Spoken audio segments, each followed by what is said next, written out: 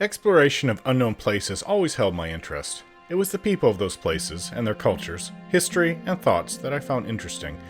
This place, the Deadfire, is about as far away from my home as can be, and still beyond Aora. I am learning, bit by bit, about the Huana culture and the current political climate of these islands. So far from what I have seen, I like the Queen of the Huana. I didn't quite know where I would stand when meeting her, but she seems captured by the political climate and is held hostage by it. She saw me as one who would shake loose the current situation and perhaps be of help to her.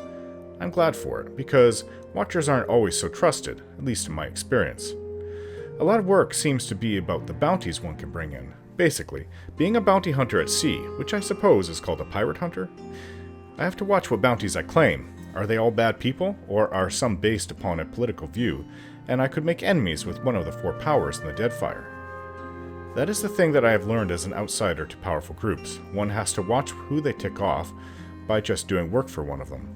Their enemies or political rivals might not take too kindly to what you do. I'd love all the copper in the world, but if it means I cannot leave port without being hunted by other powerful groups, then it really doesn't mean that much to me. This is the life of a mercenary, though. You have to watch whose toes you step on.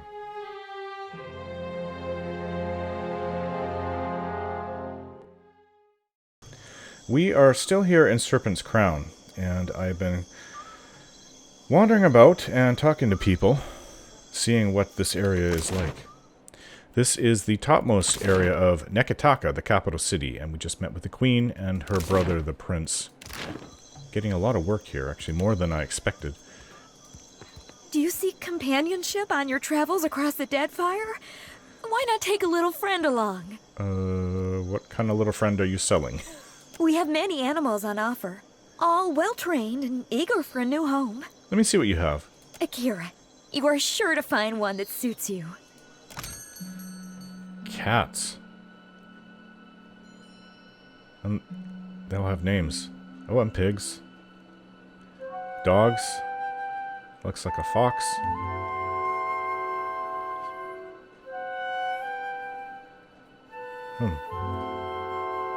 Well, I already have a cat. And I don't think adding more cats is really a good idea. Sure. I'm kind of amazed this cat follows me everywhere we go as it is. But if I ever lose this cat, I know where to go to come get more pets.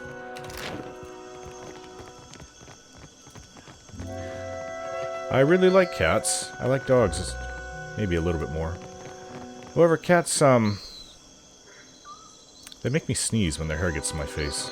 And my eyes start watering, so... I mean, I like them and I'll pet them, but I can't get too close and comfortable to them. Oh, these are some of the well-to-do homes. I'm told this is Lady Asparrow's estate by Takehu. I think there's another estate we passed by down here. So there really isn't actually that much to see up here at Serpent's Crown, other than talking to people.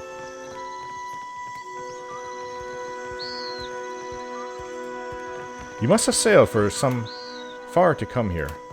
I wasn't really in my body when that happened. Ask Adair about that. So this estate is open to us. We can go in, see if they have any kind of work for us.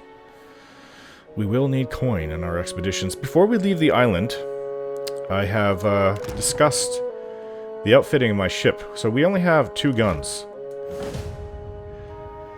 Okay, so right now, or 2 sets of guns. Durwood and Hognose. We have to get 2 more. With the coin, I might be able to purchase a cheaper set. I think that they were offering... What was it? Oh, Mother Sharprock can sail, apparently. She can do a lot of things, but don't think we have room for her. We don't have any jobs for her. It's not like we have a giant ship, by the way. Like hundreds of hands at it. So anyways, first, before we leave, we must get more guns, more cannons to protect ourselves. How many cannon shot do we have? 62? I assume that that's okay for the time being. At last. Akira, I have waited a second lifetime. It's a spirit, and obviously be talking to me. Hello. There you are. The spirit tilts her head, considering me. After a moment, she reaches a hand towards me. Reach out my hand. My hand passes through hers. She lets out a soft sighing sound and draws her hand back. I did not expect to wait so long for Rikuhu's messenger. Or have you come as Barrett's usher? The foreigners twist even our gods. Rikuhu. So, many Hwana worship Barath as Rikuhu. Same thing, is it not? Should you not be a dwarf? I'm not the usher, I'm a watcher. Akira, I have not met one before. Nor will I again, I think. But you are here to take me away, are you not? Well, I refuse to go. Never will I move from this place until justice is done. She stamps her foot soundlessly. I follow Magran's way. Yet sickness took me before my time. I died alone and without honors. It must be put right. My body cannot be left here to rot, forgotten. I feel it there like an itch. Yeah, that is not a good thing. Who were you in life? I have been many things. And in performing my duties, I brought honor to my caste and to my kin. A sea captain, a great explorer, trusted advisor to the Queen herself. Sounds almost like the role that I'm doing. Now, that is before I left the sea for the mountains to make maps and guide others. Chief Navigator, that is what I made of myself. Do you know where you are? I can see nothing in this place of death but distant lights. But I feel I must be close to where I died. I have not taken one step since the darkness came. That could have been lifetimes ago. Many lifetimes ago. What's the last thing you remember? The sickness. Days of it. Lying in my own filth as the disease withered me. I passed from wakefulness to sleep with every breath. But I knew it once when it was over. Is that why you haven't moved on? I could help you. Of course. Some kind of mistake was made, and now Magran will put it right. I thank you. Please, search my home. My body cannot be far. I've dealt with a lot of spirits since being... well, even before that. I wasn't talking to spirits, but I was able to read items. Sure. And see things that took place before, with including those items. But since becoming a watcher, this is actually probably one of the first times I've ever had to help a spirit settle something unresolved that requires attention. Well, I don't think the owner's going to care, but I'm not a thief, so... What is this? Various unfinished letters lie scattered across the desk. I catch fragments of a meandering apology, largely obscured by spilled ink. Meandering apology. On it.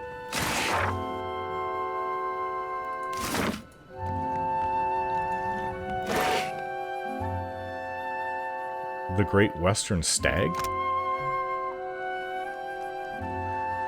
The Great Western Stag. One day Aothus was sitting on a wall, watching a cat play in the sun. A crystal, hung in a nearby tree, had fragmented a sunbeam and scattered small motes of light on the ground. They danced around the cat, sliding over him as he frantically batted at them. He spun in place, following one as it rushed past him and leaped on it, trying to pin it down. Aothus smiled, amused at the animal's tenacity.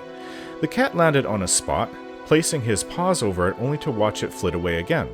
Aothus watched the cat's tail twitch and slap at the ground, annoyed that his prey could not be pinned.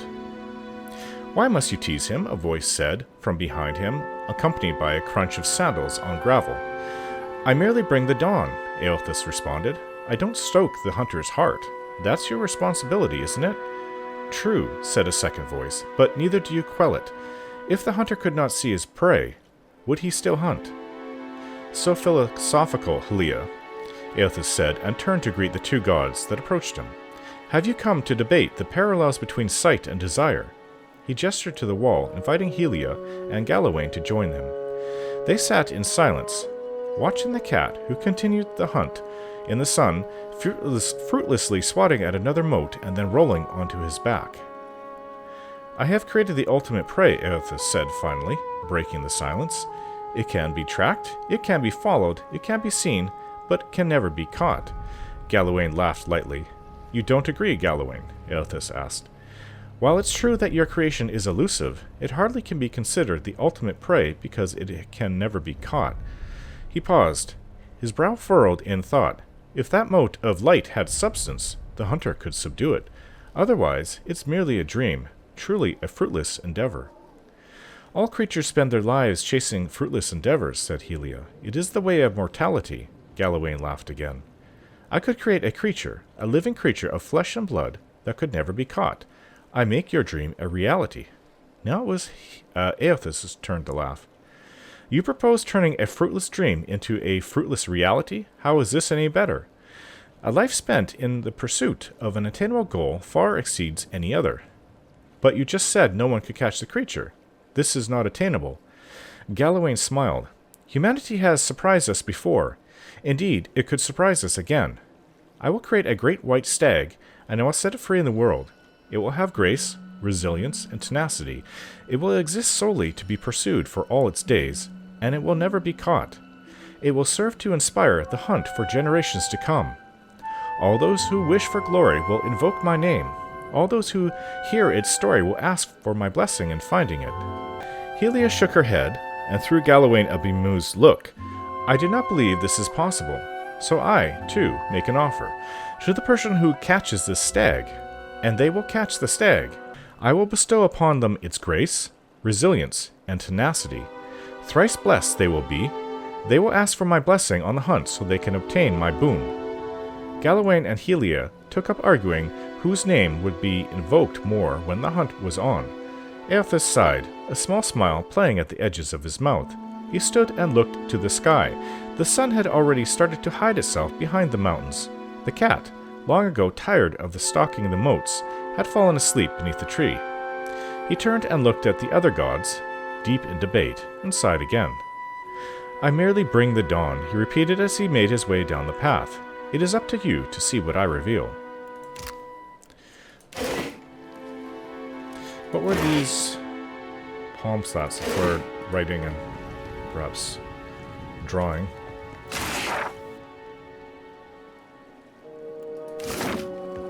What's this?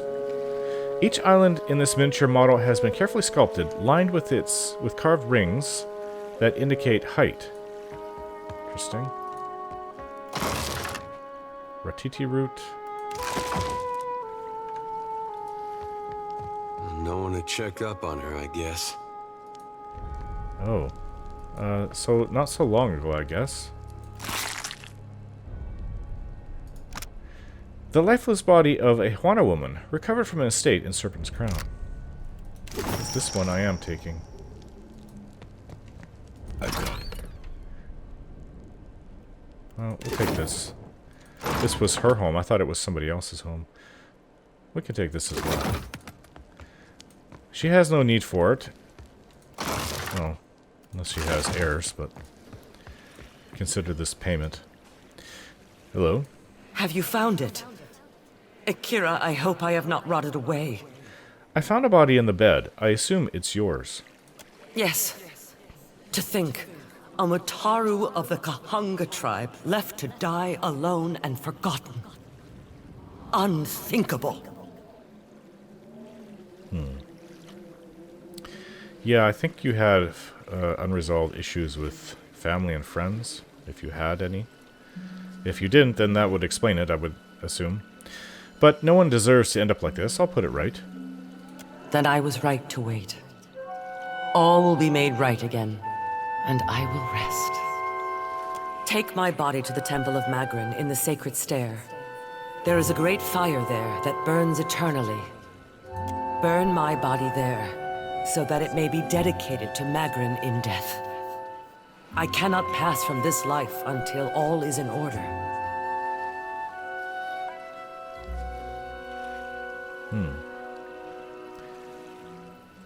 That isn't how it works. Find the Adravanes and you will be released into the wheel. You mistake me for one of the outsiders. What do the gods care for such things? I think I would know. No, we must go to the brazier. I cannot see the way, and so must follow you. Lead on, my friend. So be it.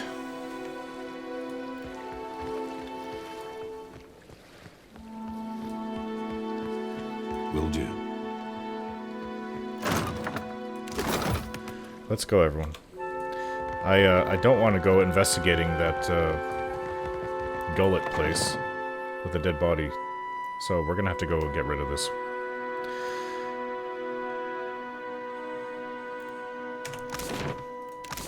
She wants to go to the sacred stair, does she? Okay. Then let's go to the road east.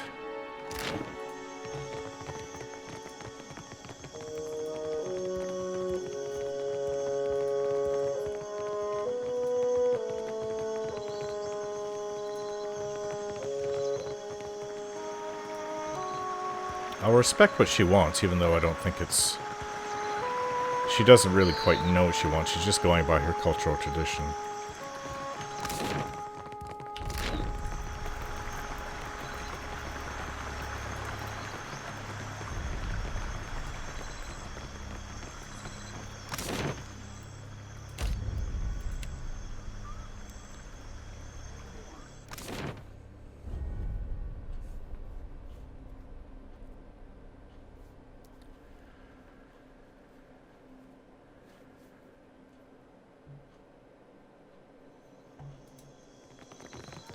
The sacred stair. Do you believe we've arrived? Incense? Offerings for the temple? This wouldn't be the fire she was talking about, would it? Oh. She said there's a fire always burning.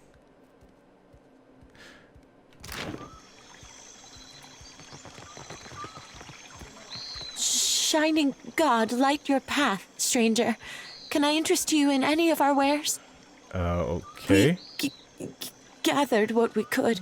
Much of our coin goes towards feeding those in need over at the temple. Sure, I'll have a look. Thank you, sir.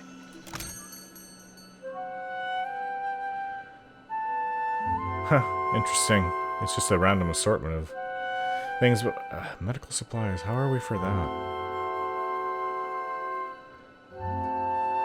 I'm not sure if we even have any medicine, but I can't. I've got to buy those cannons, and perhaps she'd be willing to buy things from me. Well, I'm going to go through what I have and see what I can sell. Well, it's not much, but I got a few hundred from it. Okay, so now we have to find out where to go. She said, cremate, found a spirit moo high in one of the estates in Serpent's Crown. She was left to die alone and refused to pass in the wheel. Temple Magran. Okay.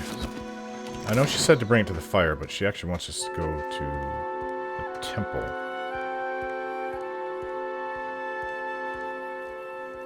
There. Right down there. Beneath where we stand.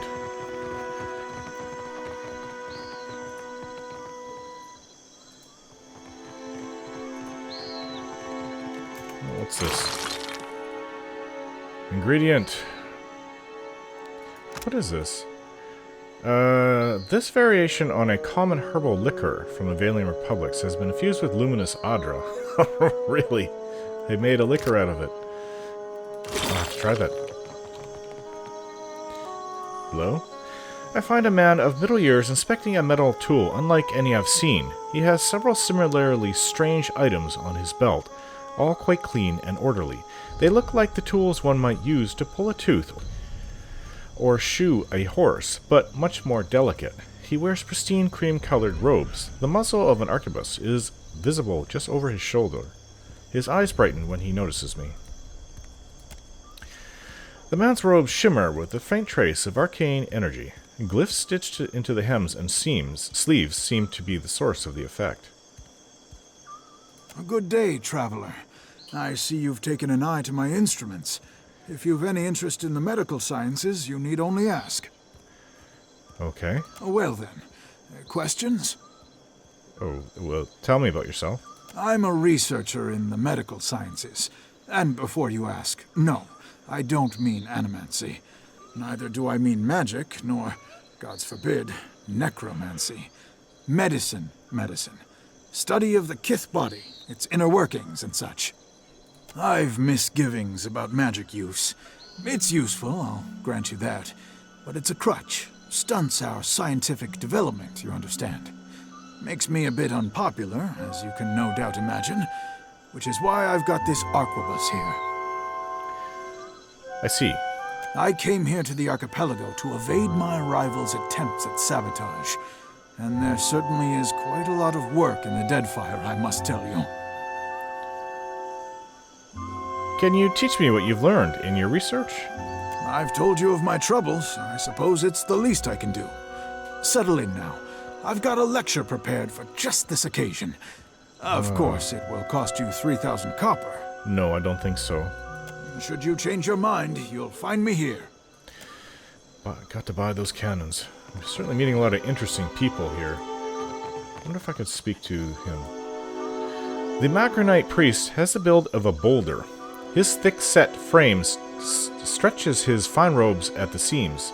He regards me with a steady, calm gaze, nodding in greeting. Be welcome. We gather to honor the goddess, for we must earn the strength to endure the darkest of life's battles. Muhai has passed. I'd like to commit her body to the flames. Muhai? The priest's calm demeanor is shattered by his hissed utterance. He glances around us both.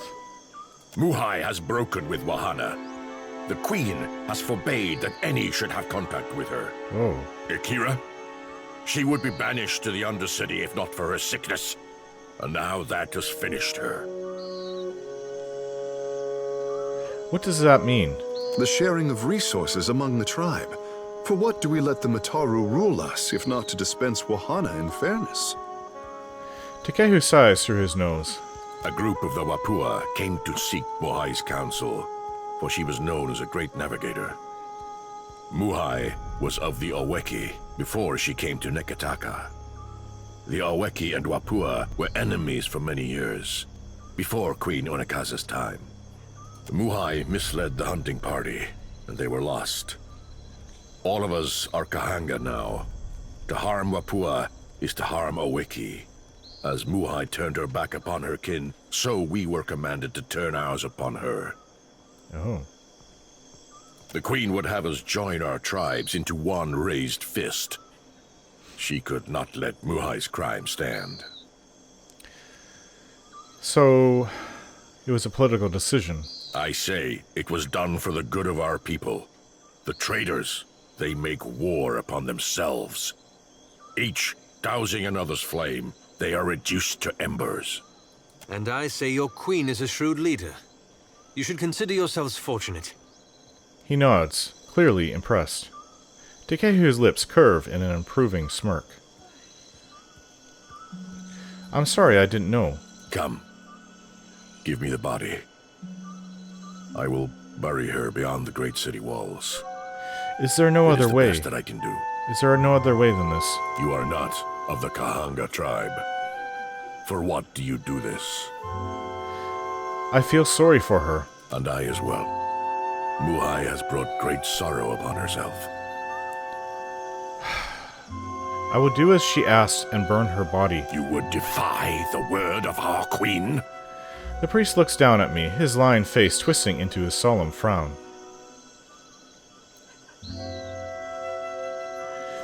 Can she not redeem herself? Muhai is dead. She has lost her final battle. Who says one's chance for redemption ends with death? For some, it's only the beginning. Takehu pinches his lower lips and smiles. Come. Give me the body. I will bury her beyond the great city walls. It is the best that I can do. Listen, there's got to be another way. Of the Kahanga tribe. For what do you do this?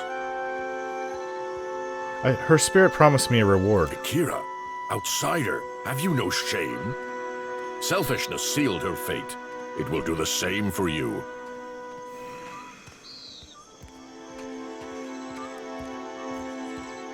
There has to be a way around this. Defy the word of our queen? Very well, what should I do? Come. Give me the body.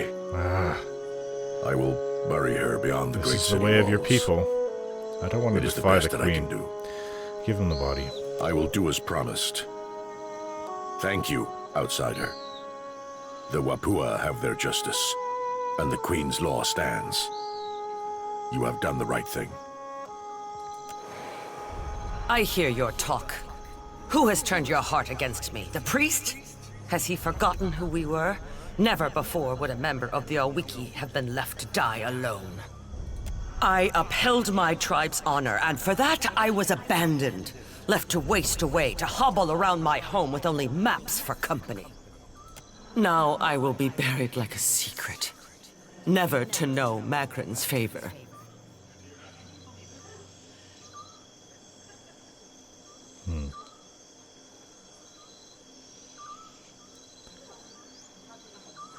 You brought this upon yourself. A curse upon you, Watcher. May your life's path curve upon itself. May you lose your way on the wheel. I had to do it. There was really no other way around that.